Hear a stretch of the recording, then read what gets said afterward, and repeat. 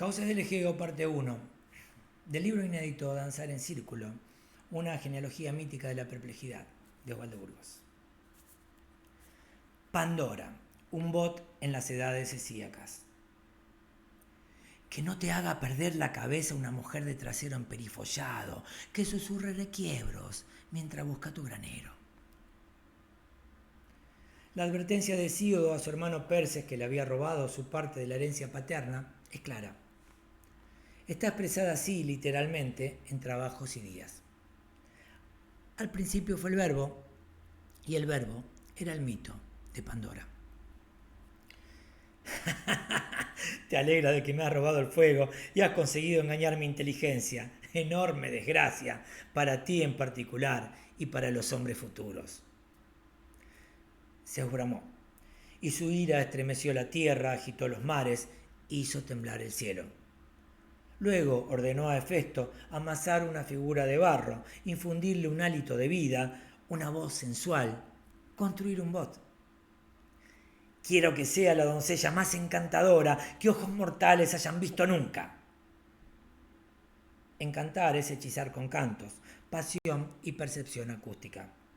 ¿Cómo era? ¿Como Hestia? ¿Como Deméter? ¿Como la dama del crisantemo que admiraban los caballeros chinos después de la tercera copa? ¿Como Satyavati despojada de su pútrido olor? ¿Como Isis? Como todas ellas, que no son más que una, y aún así, sin inmanencias. Nombrar es inscribir en la letra. Inscribir en la letra es circunscribir, alindar.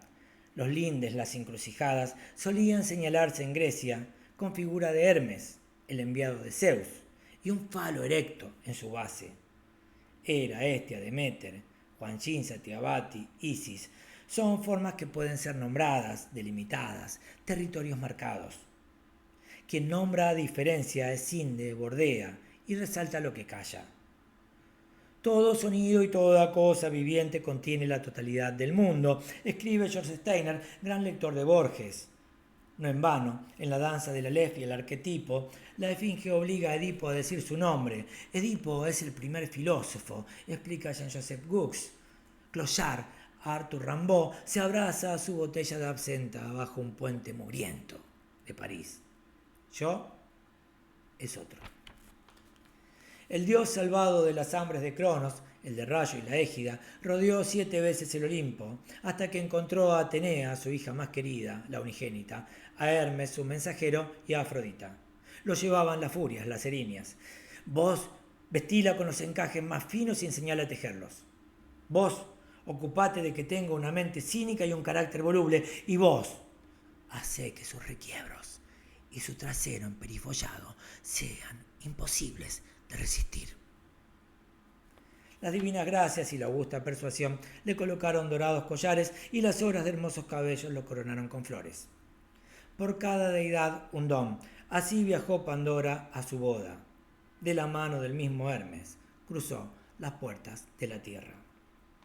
Hesíodo escribía en Ascra, una mísera aldea, mala en verano, penosa en invierno y nunca agradable, en la que una vez se asentó su padre y el de Perses, escapando de la pobreza al pie del monte Helicón. Al pie del monte Olimpo, Prometeo reunió a sus hermanos. Estamos en guerra con los dioses. Si algo les cae del cielo, devuélvanlo. Todos aceptaron, acordaron, prometieron, pero Pandora ya estaba en viaje. Iba hacia el embeleso de Epimeteo, uno de los reunidos ahí. Etimológicamente, Epimeteo es pensamiento posterior, y el nombre aquí, digno arquetipo de la cosa, alude a un hombre irreflexivo, a uno que actúa sin pensar. Si hay que creer la versión de Hesíodo, Pandora tenía una enorme jarra de males que abrió ante la obnubilación del imprudente, y al abrirla, los males se esparcieron por el mundo. Enfermedades, inquietudes, fatiga. La tapa cayó al suelo, pero bajo los bordes de la jarra habría quedado aprisionado la espera. ¿La espera? ¿O era la esperanza? Y si era la esperanza, ¿qué hacía ahí? ¿Es un mal? El peor de todos. Anota a quien espera en sus ansias a la que no llegará. Lu Andrea Salomeo, Cosima Wagner. Porque hace mansos a los hombres que debieran rebelarse y perpetúa lo injusto. Prometeo y el águila, la condena. Con esa irrupción del deseo, de los males, de la espera, la edad de oro había terminado. La edad de plata que le siguió fue un tiempo de hombres infantiles, que devinieron ancianos jactanciosos, y el pago a su ostentosa impiedad fue un rayo. Ahito de sus engaños, Zeus ordenó encadenar a Prometeo en una roca del Cáucaso. Todas las tardes, a una hora exacta y con severa puntualidad, un águila llegaba a comerle el hígado, que le volvía a crecer. El dolor, día tras día, se le hacía más insoportable. Nunca está más cerca ontológicamente el hijo de Jápeto del hombre que cuando padece. Escribe Marcela Coria, mi querida amiga Marcela Coria, en los comentarios a su traducción de Luciano de Samosata. En la prolongación de su calvario, desde el mismo momento en el que el águila se iba, Prometeo no hacía más que esperar su regreso. Con la esperanza de ser alguna vez dispensada de tan rigurosa tarea, el águila estaba atada a la misma roca caucásica que él. Reconociéndose en la danza única del suplicio y el hastío, cada uno de ellos era, para el otro, una piedra espejo. A la edad de plata y su niñez centenaria le siguió la de bronce, y a la de bronce, agotada en sus inacabables discordias, la de los héroes. Ahí Pandora retorna como Helena sobre un barco troyano.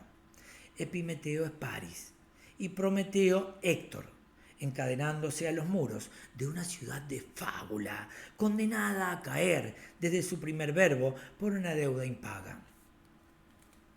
Otra vez han comido del árbol del que les pedí que no comieran. En el norte de Irán, Epimeteo es Adán, Pandora es Eva, madre de todo lo que vive. De ellos nacerá Pirra, que sobrevivirá a las aguas del diluvio. En Adán, humano, puede leerse Adama, tierra, y también Dam, sangre. Pirra es la del color de la hoguera, la roja, la rubia. Una de las formas de la hoguera es la pira. De las innumerables hembras salidas del útero universal, la única que sobrevive lleva el color de la tumba, señal de lo que perece. En tierra sangrienta se levantará el túmulo. Pandora es todos los dones y encierra en su cuerpo textual una derivación de la raíz didonai, dar. Un don es lo que se da sin contraprestaciones, lo que precede a todo cálculo, a cualquier economía. Únicamente quien da vida puede dar la vida. Por eso todos los dones se resumen en uno: entregarse a sí misma como ofrenda, hacer del cuerpo, del altar, el sacrificio, y abrirlo en dos. En el abismo de lo no manifiesto que anuncia, el cuerpo de la mujer es el cuerpo del cosmos. Cuando las aguas bajen, Pirra iniciará la estirpe de las madres nacidas del deseo y partirá su alma en otras almas que heredarán la tierra. Deucalión y Pirra, salir del mundo útero. Heredar es recibir, tomar lo que fue de otro, pero también hacerse cargo de lo que no se generó. Al otro lado de la entrega, el heredero recibe tradición y traiciones. Héctor, el leal, se ata a los muros cuya construcción su abuelo, Laomedonte, el perjuro, omitió pagarle a Apolo y a Poseidón. Traditio. Fuera de esta isla de piedra, que seguramente es la cima de algún monte, no hay donde asentarse. Ya no llueve. Las aguas de arriba y las de abajo se han vuelto a confundir. Salgamos del arca ahora. Apenas las aguas bajen lo suficiente, intentaré llegar a Delfos. No estamos lejos. Esta isla de piedra es una cima y es todo lo que se ve. Delfos está en un valle. ¿Cómo te parece que vas a llegar? Lo intentaré. Apenas las aguas bajen lo suficiente. Si Temis decide que llegue, me lo hará saber. Si me lo impide, eso también será un oráculo. Oráculo proviene, tal vez, de Heracl, profecía, revelación. Quien profetiza vaticina.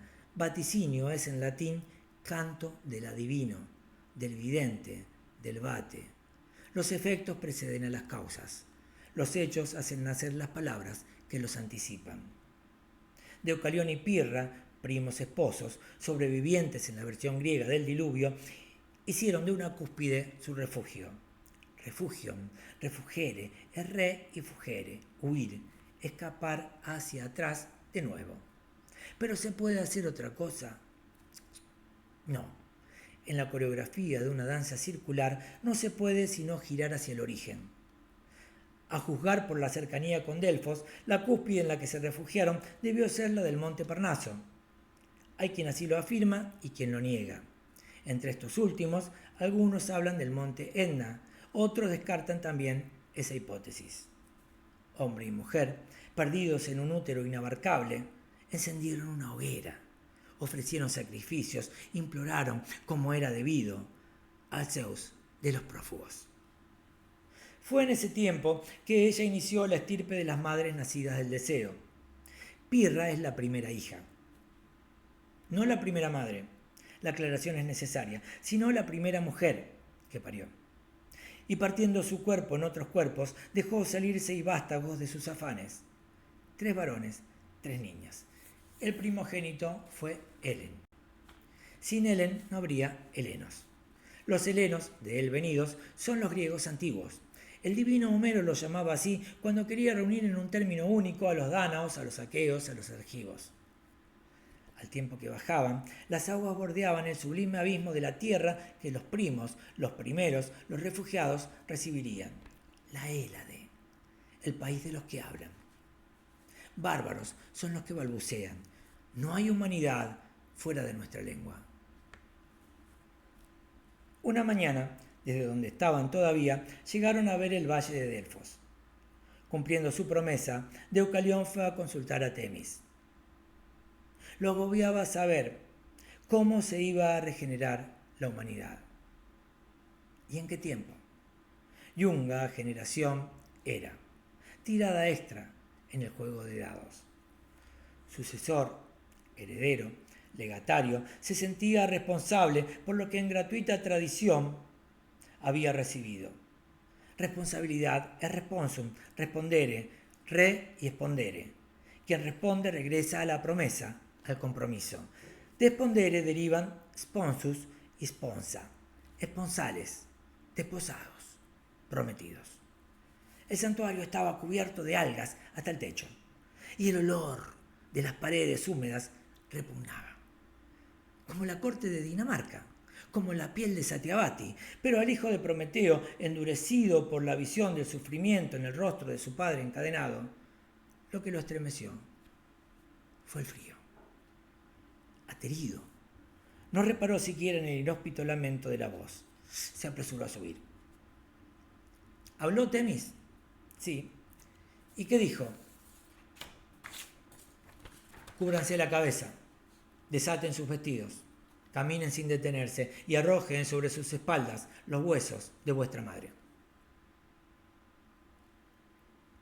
En camino hacia la cima, el último hombre de la edad vieja meditaba cada frase. Le molestaba no entender. Su padre, Prometeo, el previsor, hubiera sabido. Su tío Epimeteo, el padre irreflexivo de su esposa, hubiera actuado. Él, resabio de una generación declinante al fin, no sabía y no actuaba. Hamlet yendo hacia el espectro.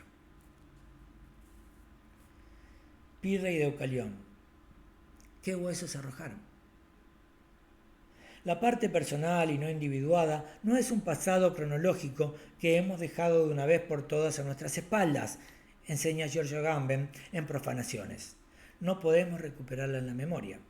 Está en nosotros, sea lo que fuere, que ese nosotros señale, indique en el yo que lo asume.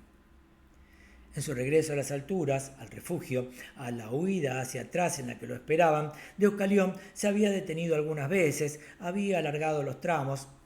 Nada le sirvió. Pirra estaba ofendida. Nosotros no somos gente impía. Tal vez la humanidad nunca se regenere. Señaló a sus hijas y a sus hijos, empeñados en secar leña que iban a usar después para secar más leña. Categórica, imperativa, continuó. Y si se tiene que extinguir con ellos, que se extinga. Sin testimonio no hay pérdida. El de la impiedad Era un argumento que no se le había ocurrido a Deucalión en ninguna de las interrupciones de su larga subida, y eso le molestaba aún más que no entender. Justo cuando Gertrudis fue Hamlet, Hamlet no alcanzó a ser siquiera Claudio. Cuanto más lo entusiasmaba la obviedad de la explicación, más lo frustraba no haber notado su claridad diáfana. Temis, su tía, era la mismísima ley natural, la equidad, la justicia, la señora del buen consejo. Este podrá ser el inicio de un mundo nuevo, pero mientras Delfos exista y ella lo rija, aun con el penoso y destemplado tono que ahora creía recordar, no habrá consejos impíos que salgan de su voz. Además, nosotros somos primos, no tenemos la misma madre. ¿Qué? Eso, que mi madre es Pandora y la tuya Pronea. Una llegó de los dioses, la otra es una hija de Océano. Cubrámonos la cabeza, desatemos los cintos de nuestra ropa, caminemos. Pero ¿qué huesos vamos a arrojar? Cada vez más empeñosos, los hijos y las hijas seguían haciendo leña para secar leña que secara leña. Una premonición de los tiempos por venir. En la edad de los héroes, agotada sin restos en un caballo de madera que se alumbró en incendios, aquellas formas no heroicas gastarían todo su ser aquí en ocupaciones de ese tipo. Forzándose a evitar la trágica fuerza de ese augurio, Deucalión y Pirra cruzaron por azar las miradas y, unidos en un gesto único en el que lo impensable devino entendible y lo entendible intuición, comprendieron. Él, Pratipa en la visión de Ganga, estaba sentado frente a las aguas sobre un gran tronco, pero no agradecía haber sobrevivido. Seguía preguntándose cómo seguir. Tenía el rostro apoyado en las palmas de las manos y los codos sobre las rodillas. No salmodiaba. Lo que en Barat es adoración, entre helenos es condolencia. De pronto se cubrió la cabeza, quitó el ceñidor del sayo, se levantó, caminó hacia ella y le ofreció su brazo. Ella, que había repetido exactamente esos mismos gestos como los de un abrazo nupcial, no lo tomó. Con un movimiento rápido, se acomodó a su par y sin decirse nada, comenzaron los dos a descender en círculos concéntricos, como si temieran alejarse demasiado de sus dudas. El monte en el que estaban, llámese Parnaso, Etna o cualquier otro, sea el nombre con el que los exégetas exijan bautizarlo ahora, era ya un continente de piedras húmedas. Las piedras son los huesos expuestos de la tierra.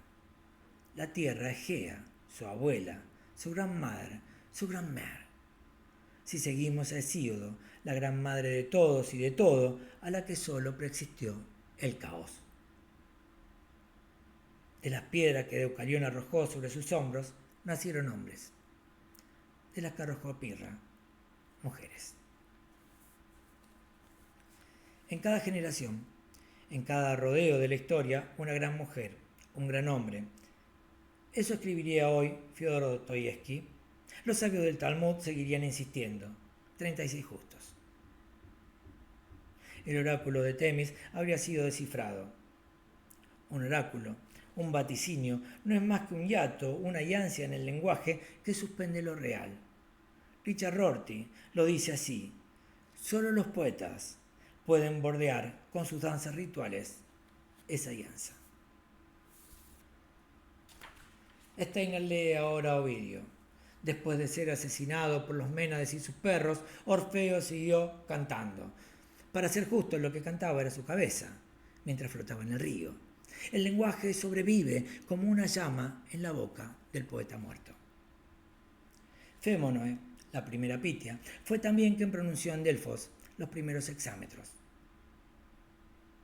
La estructura métrica de sus visiones era rigurosa, apunta Roberto Calazo. Su roca todavía sigue en pie. Cada vez que un oráculo, un vaticinio se descifra, lo humano, nuestra lengua, sobrevive a su extinción.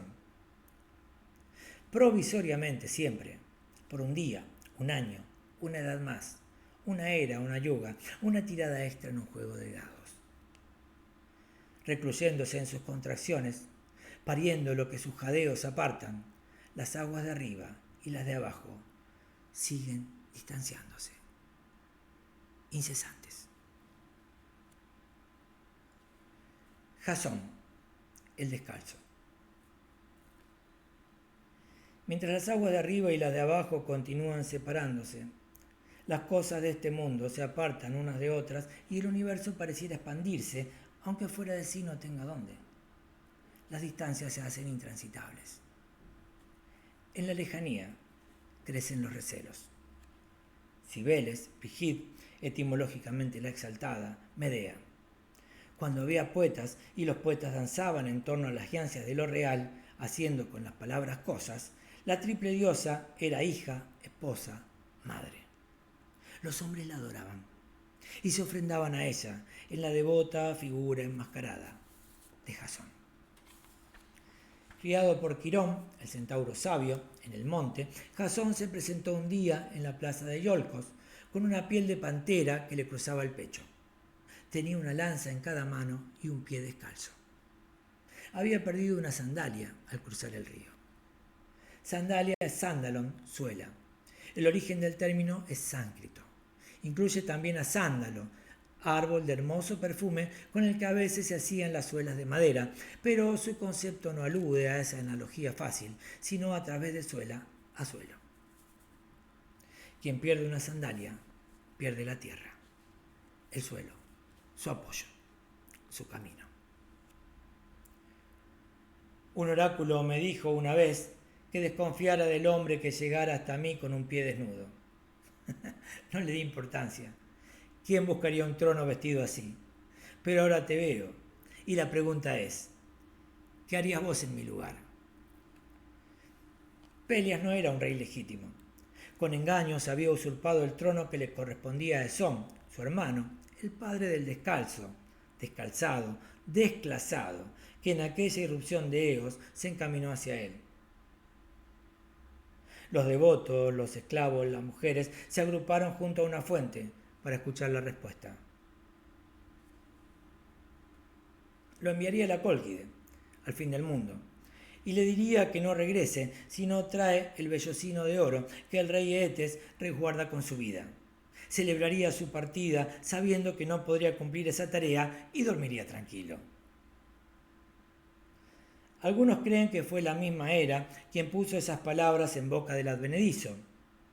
Pelias omitía sistemáticamente los sacrificios que se le debían a ella, al tiempo que cumplía con rigor los ritos exigidos por todos los demás, incluso aquellos que imponían algunos dioses menores. Según esta versión, habría sido necesario llevar a Jasón hasta el fin del mundo para traer de allí a Medea. Perplejo, el descalzo se habría arrepentido de lo dicho en el mismo momento de decirlo. A la Cólquide lo envió su tío, ahogando el parloteo de los esclavos, las mujeres, los ciudadanos reunidos en la fuente. Al momento de partir, lloraba. De la Cólquide regresó con la princesa maga, Isis, Hécate, Ceridwen. ¿Quién es Eetes? El hijo de Helios y Hécate, hermano de Circe. La que convirtió en cerdos a los amigos de Odiseo. Sí, esa. Dicen que al final del día, Eetes mata a los extranjeros que llegan a sus costas. La expedición comenzó a organizarse en la misma mañana durante el tiempo sacrílego del sacrificio interrumpido. Homero la sitúa cruzando las errantes. Hesíodo también escribe sobre ella alguna mención de nota. El relato más antiguo que se conserva íntegro es el de Píndaro, en la cuarta Oda Pítica, un texto del siglo V a.C. Puede que Homero de Corinto haya contado la misma historia 2 siglos antes, y es rigurosamente cierto que Apolonio de Rodas la cuenta 2 siglos después. Otras firmas, otras versiones siguieron, Diodoro Sículo, Valerio Flaco, Higinio, pero Apolonio se acude todavía como fuente. Argos, hijo de Frixo, justamente el que huyó de Tebas a la Cólquide montando el carnero con el vellocino de oro, construyó un barco para 50 remos y le dio su nombre. La mismísima Atenea lo coronó con un puente que en ocasiones, solo en ocasiones, profetizaba. Entre los héroes que se subieron a ese barco oráculo ocasional no faltaron Tifis, el guía que atravesó sobre los brazos de Atenea las imposibles Simplégades. Orfeo, el poeta, Cástor y Pólux, los hermanos de Helena, Etálides, el de memoria absoluta, Idas, que desdeñaba el favor de los dioses, Linceo, que podía ver debajo de la tierra a través de las cosas, y por sobre todos y todo, Heracles. La primera escala fue Lemnos, isla de mujeres solas. 2 años se detuvieron ahí. Sembraron hijos. Vamos a pasar la eternidad en esta isla de piedra. ¿Quieren morir entre estas fértiles mujeres y que algún dios rescate en nuestro lugar el vellocino? Esa admonición de Heracles sonó como un bramido de Zeus. El formidable hijo de Alcmena no se prestó al favor de las lemnias, mujeres de hediondo olor que vivían en el desprecio de Afrodita. Esposas que habían matado a sus maridos cuando, desertando de sus malolientes abrazos, buscaron el aroma dulce de las cautivas tracias. Si la posesión y los olores son los 2 primeros temas de la mitología, la locura es el tercero, y encierra los otros 2. Ate es imprudencia y ruina. En su furor, posee a aquellos sobre quienes se posa. A costa de ocultarse, solo uno de los lemnios, Toante, el padre de la reina Hipsípila, sobrevivió a esas iras. Sé que no volverás, y por eso mismo te esperaré. Podrías reinar aquí si quisieras. Solo voy a pedirte una cosa. No me olvides. Después de la partida y del olvido, Hipsípila alumbró gemelos de Jasón. Al descubrir la sobrevida de su padre, las lemnias la deportaron con sus hijos. Mientras la travesía gozó de su pausa en Lemnos, todo el tiempo pasó Heracles en el barco anclado junto al joven Hilas, su amante amado. Una tarde Hilas fue hasta un manantial cercano y no volvió. Al abrirse en su rostro reflejado, las ninfas del agua decretaron su rapto. El semidios amenazó devastar la isla si su amado amante no aparecía ante él. La expedición zarpó. Telamón, que sería después padre de Áyax, propuso desandar el camino hacia el rescate. Se lanzó contra Tifis intentando obligarlo a regresar. Los demás lo apartaron. Extraviándose en la locura, como en Troya haría su hijo, acusó a Jasón. Jasón insistió en el silencio. Los cuerdos, demasiado cuerdos, siempre callan. Esa renuncia a lo descomunal de la ibris que Heracles signa marca una nueva yuga, un cambio de era, una nueva tirada en el juego de dados. Será por transgredir su imperio que Áyax Telamonio se arrastrará al suicidio. Los hombres confían en la persuasión por la palabra, los dioses en el engaño. El liderazgo del portento llegó hasta ahí. Antes y después de ese punto de no retorno, el viaje de los argonautas resultó largo, errático, fecundo en profecías, banquetes, masacres por error. Cuando Largo llegó a la Cólquide, los argonautas desaparecieron del relato. Lo que cuenta y se cuenta de ahí en más es Medea. Travesía, iniciación, sacrificio. Tradición, traición, entrega. Y hasta acá la primera parte. En Anábasis, radio cultural en vivo, siempre en vivo, a una primera lectura, asumiendo errores, equivocaciones, dificultades. Si nos caemos, nos levantamos, nos sacudimos el polvo y seguimos. Sin posturita, sin filtro, sin edición. Como la vida misma, mire usted. Vamos a apostar a esa manera de vernos y vamos a vernos cada vez que vos quieras y puedas. Acá estaré esperándote. @Nava6123, tu canal en YouTube, Radio Cultural en Vivo. Saludos de amor y buenos sueños que siempre hacían falta. Dale, nos vemos cuando quieras.